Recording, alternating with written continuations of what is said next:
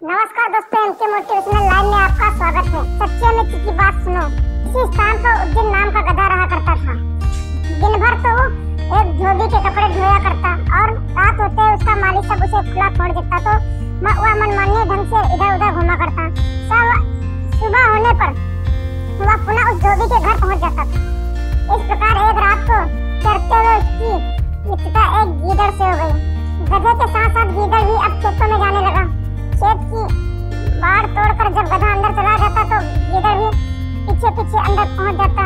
दोनों मिलकर खेत की नई कोपले ककड़ियां आदि का आनंद उठाते और अपना मनचाहा आहार प्राप्त करते थे।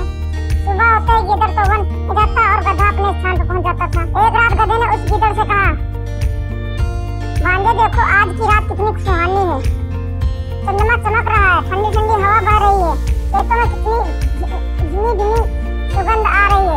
गीदड़ बोला, मामा क्यों व्यर्थ में आपत्ति को निमंत्रण देते हो? हम यहाँ चोरी करने आए हैं। चोरों और अधिकारियों को तो स्वयं को छिपा कर ही रखना चाहिए, पर स्त्री गमन करने वाले व्यक्तियों को अपनी खांसी और रोगी व्यक्ति को अपनी जीभ पर नियंत्रण रखना ही उचित रहता है। वैसे भी आपका स्वर काफी रूखा है। खेत के रखवालों ने सुन लिया तो वे जाग जाएंगे, फिर या तो तुम्हें बांध देंगे या फिर पीट कर मार डालेंगे। बेकार के गायन के चक्कर में मत पड़ो।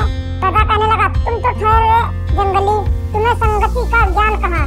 मामा साहब तुम ठीक ही कहते हो, किंतु गाना तुम्हें भी कहाँ आता? गीदड़ के बार बार समझाने पर भी जब गधा नहीं माना तो गीदड़ बोला, ठीक है मामा, गाना चाहते हो गाओ, लेकिन कुछ देर बाद गाना।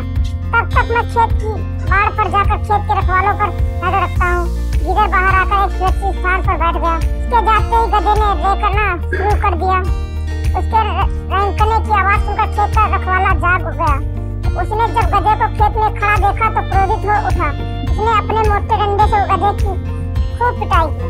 रखवाले ने उसके गले में एक भारी सी खल बांध दी और वापस जाकर आराम से सो गया। रखवाले के जाते ही गधा उठा और रगड़ाता हुआ मार की पीड़ा झेलता हुआ किसी तरह से उखल लटकाए खेत से बाहर आया।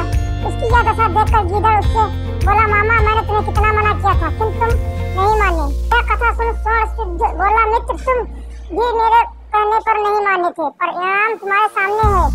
मुझसे तुम्हारा कष्ट भी नहीं देखा जाता, इसलिए मुझे तो जाने की आज्ञा दे दो, अन्यथा संभव है कि मैं भी किसी संकट में फंस जाऊं। संभव है मेरी स्थिति उस वानर जैसी हो जाए जो विकाल नाम के राक्षस से भयभीत था। चक्रधारी ने पूछा, उस विकाल राक्षस और वानर की क्या कथा है? बोला, सुनाता हूँ, सुनो। दोस्तों इस मोटिवेशनल कहानी से क्या सीखेंगे कमेंट करके जरूर बताएं। अगर वीडियो पहली बार तो वीडियो को लाइक करें, शेयर करें, सब्सक्राइब करें और बेल आइकन जरूर प्रेस करें। मिलते हैं नए मोटिवेशनल वीडियो के साथ। धन्यवाद।